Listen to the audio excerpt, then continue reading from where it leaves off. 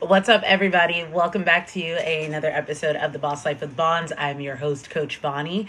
And if it is a little windy in the background, oh my gosh, I love it. Like, it is not sunny. It is not gorgeous in Florida right now, but the freaking waves in the lake just look beautiful. It reminds me of the ocean. The wind is blowing. It's not hot as three hells like Florida usually is. So I'm actually just super happy about it. So today, like the title of the podcast says, Lead Like a Goddess. I want to talk to you guys a little bit about what feminine leadership looks like, talk about the differences and why it's so important that we see more of this in the world. Now, I'm not sure how deep I'm going to go today. I do have an outline. I want to try to stick to it. But I'm also probably going to tap into a little bit about my mission with Mind and Body and why I feel it's so important for women to be elevated in a healthy way. So before I begin, if you are a male or if you are someone that's listening and the first thought is, oh, she's going to go on a tangent about anti-men. No, like that is not what Mind and Body is all about. In fact, I recently saw a Instagram carousel thread where it had a bunch of pictures of women with their men, and it's like, she's Barbie, he's just Ken. She's Barbie, he's just Ken. And it was for a page called Girl CEO. And my problem with both sides of the fence is this: we can empower women without disempowering men. Men, you can be empowered without disempowering women. But for whatever reason, because it sells, it's so much easier to polarize when you do that. So that may mean slow growth for us at Mind and Body, because I'm not going to throw men under the bus. I'm going to hold them accountable for the ones that are here and are seeing things and are not doing anything to stand up. But we're not going to throw men under the bus. I'm a mother of two boys. And I think sometimes my feminine empowerment mission gets misinterpreted by men who are wounded, who are hurt, and haven't been given the space to address and process their pain.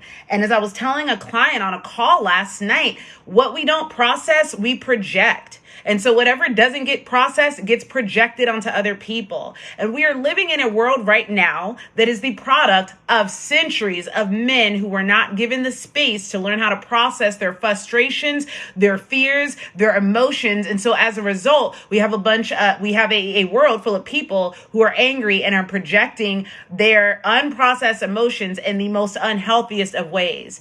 And because physically men have been stronger, this is kind of what it's resulted in, right? And so, like I said, I'm going to kind of dance on the mission of Mind and Body, but I do believe that when there's more confident women in positions of leadership, it will help balance the scales of the world right now. It's a no-brainer. When you think of wars being fought, they're not usually led by women or started by women, unless you're, thinking about the Trojan War. When you think about a lot of the things, the destroying of the fudging earth. Like, if you look it up right now, UN stats, United Nations stats, women, you'll see that when women are empowered, women have money, we put more money into things like saving the planet, making sure that health and nutrition is a priority, and also making sure that education is a priority. These are just things women do. I'm not saying that men in leadership is bad. Like, obviously, they've been, they've been doing the thing, but there gets to be both. There gets to be capitalism, there gets to be leadership, there gets to be assertive leadership and all this jazz, but there also gets to be space for, hey, let's save this planet. Hey, let's make sure that people are actually eating on this planet. Hey, let's make sure that our kids are actually being properly educated. These sort of things. And so I'm going to dive in real quick today about my different experiences with feminine leadership and why it is so important to me that this is something that gets pushed more, and that more women step into the forefront and lead the way they were meant to lead. So real quick, my experience with feminine leadership. One of my first female bosses that I will never forget her. I hope she hears this. Michelle, girl, you were a dream come true. I remember watching you run that restaurant like it was your household. This woman was the GM, and she knew everything about her restaurant. She knew it like the back of her hand. She would be I would come in and she'd be on the grill. She'd be grilling. Hey, Bonnie, make sure this is here. Make sure this is here. Da, da, da. And then I'd be like, hey, where's so-and-so? She's like, he's off today. He's on vacation for the next 2 weeks. I'm like, well, where's so-and-so? He doesn't work Tuesdays because this is not. She knew everybody's schedule. schedule like the back of their hand. She knew the restaurant like the back of her hand. Like, she was a fair boss, but she was also very firm. And it just blew my mind how she held her own and she didn't make anybody feel like shit while doing it. That was like the definition to me of feminine leadership. She brought her firm. She stood in her power, but she didn't lord her power over anybody. She had favorites, but she didn't make it very like she didn't pick and choose with her favorites. So Michelle, if you're listening, you were one of the best examples that I ever got to watch of feminine leadership. Thank you. Now, on the other side, which is what I got most of the time, more often than not, this was my usual experience with feminine leadership. So that was my manager at Shell. She was a phenomenal woman. She stood in her power and she led like a lady, and she ran that business like nobody's own, right? On the other hand, when I went to work at a place called Longhorn Steakhouse, I had a manager named Joe. Yes, I'm putting her out there because I hope that she has recovered from whatever was up her ass. And I know what it is. It's her trying to keep up with the men. And so this woman, I remember when she would talk to me, she would belittle me. She was condescending. If I made a mistake, instead of giving me grace or space to grow, it was just ridicule, cutting your shifts. It did not feel good. I was afraid to come to her with my problems.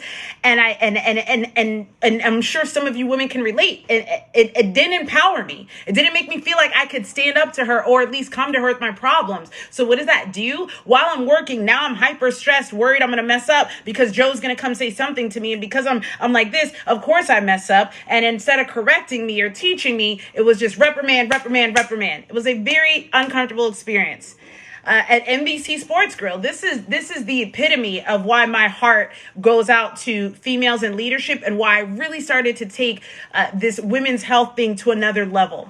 When I worked at NBC Sports Grill, the women, every manager there was like this, like crabs in a bucket. They didn't care anything about the employees unless they were sleeping with them.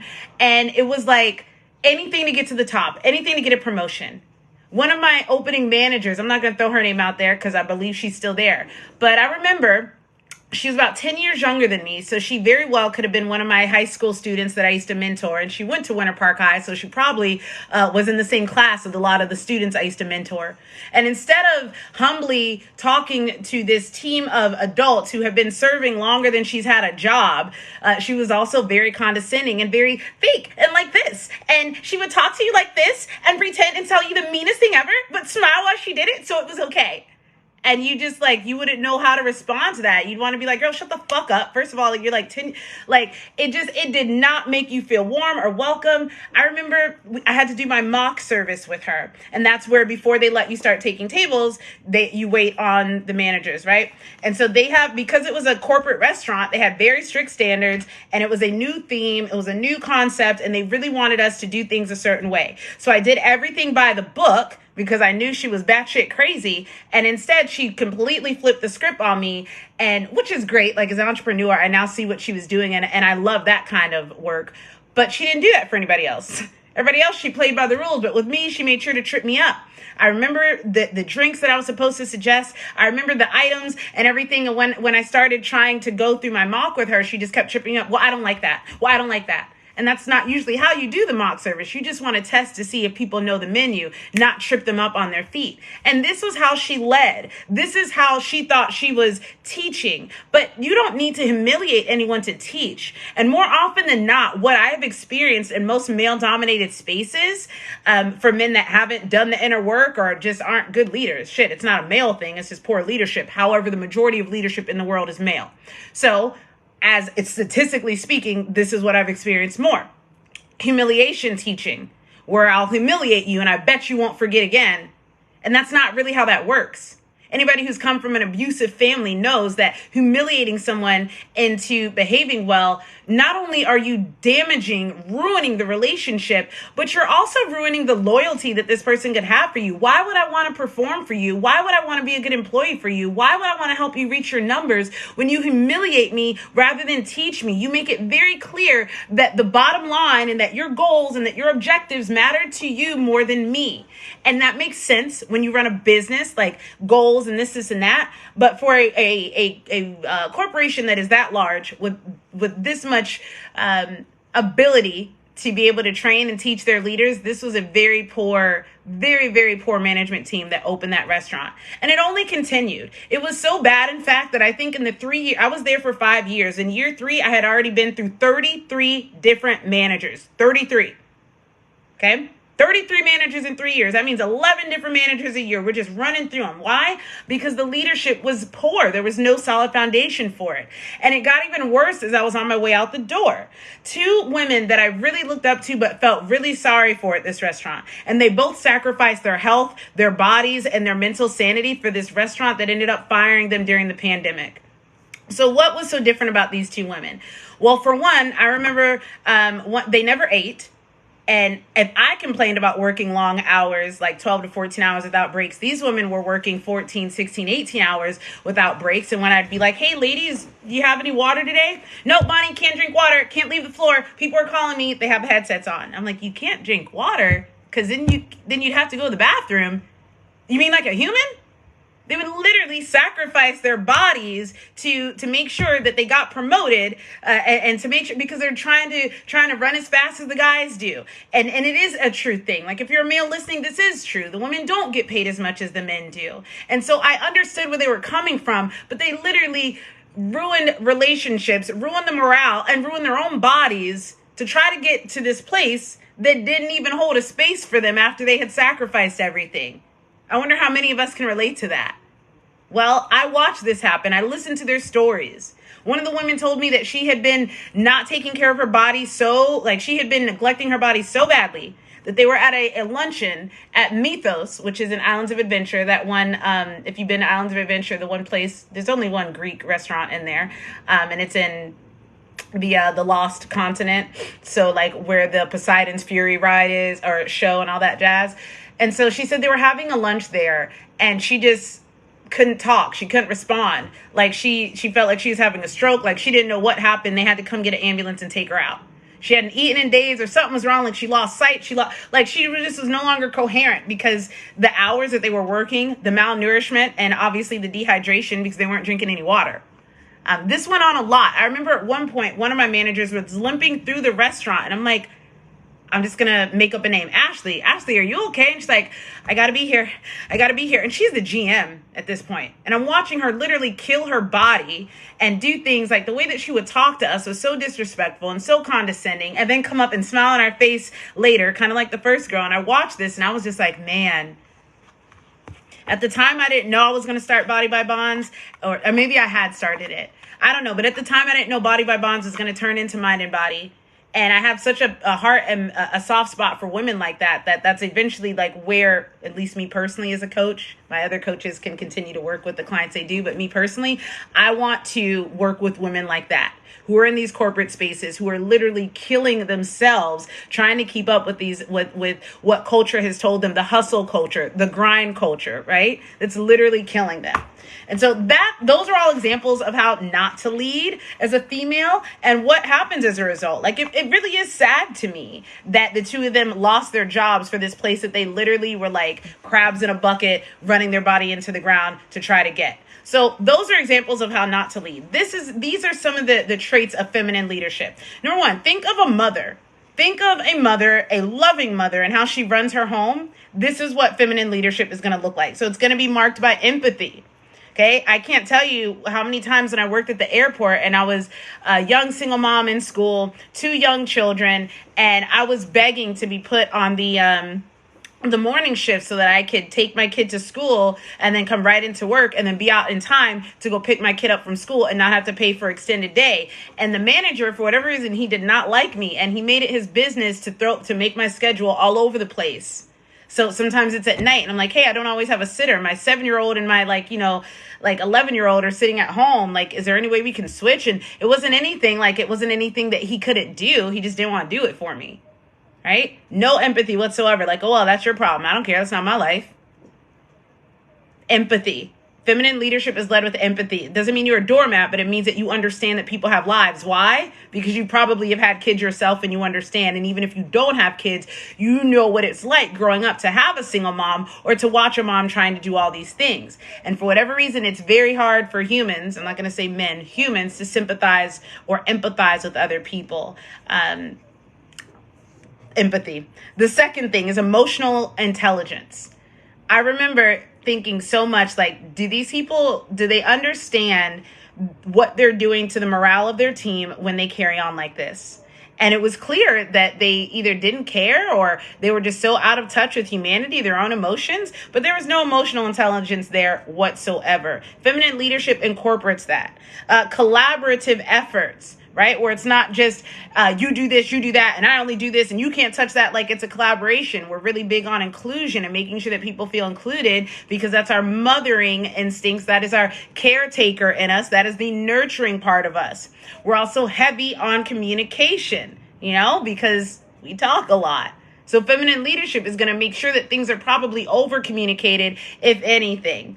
Holistic approach. I love the holistic approach that we bring to it and the teamwork. And I'm not saying that men don't do that.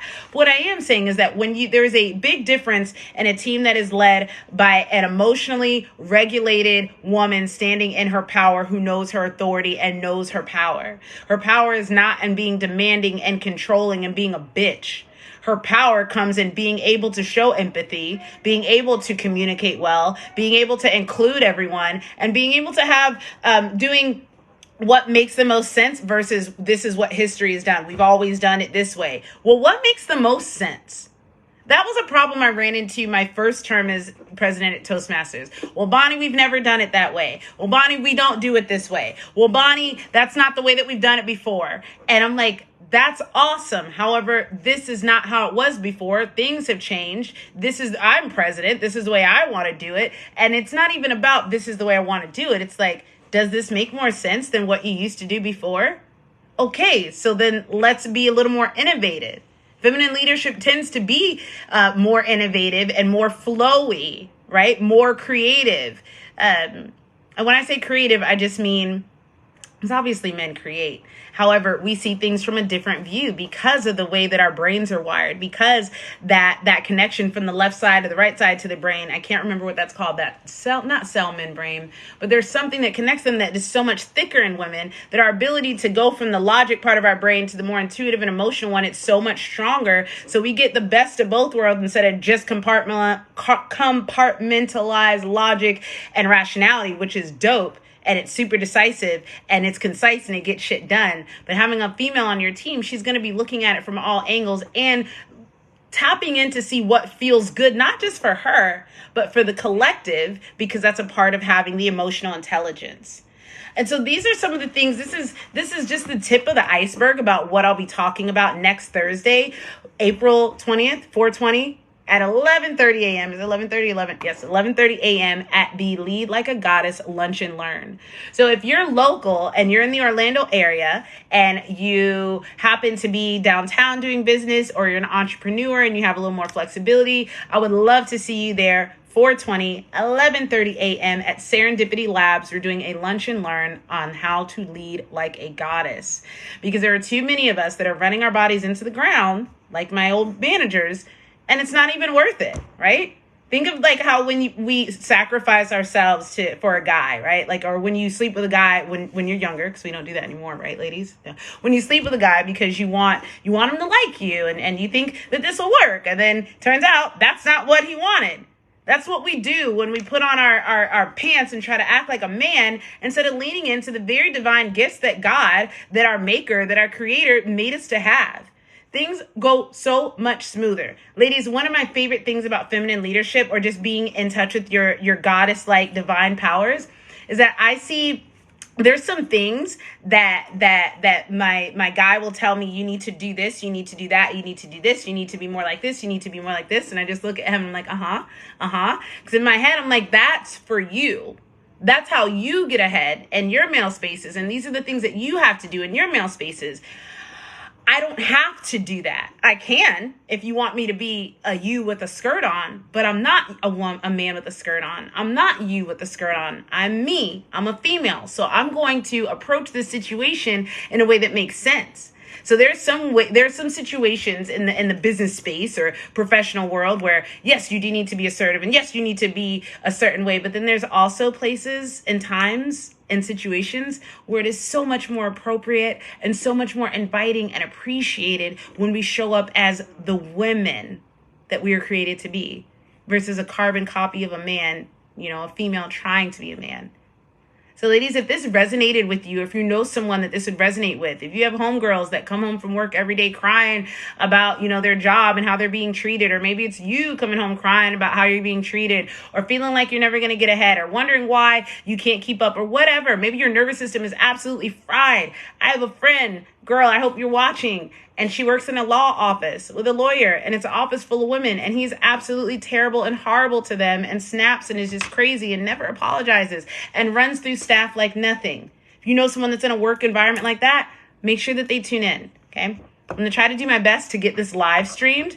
That would be super dope. The worst case scenario, I'll probably turn it into a workshop if I'm able to, and then put it on the Mind and Body workshop and just have it as one of the freebies that you can check out sometime.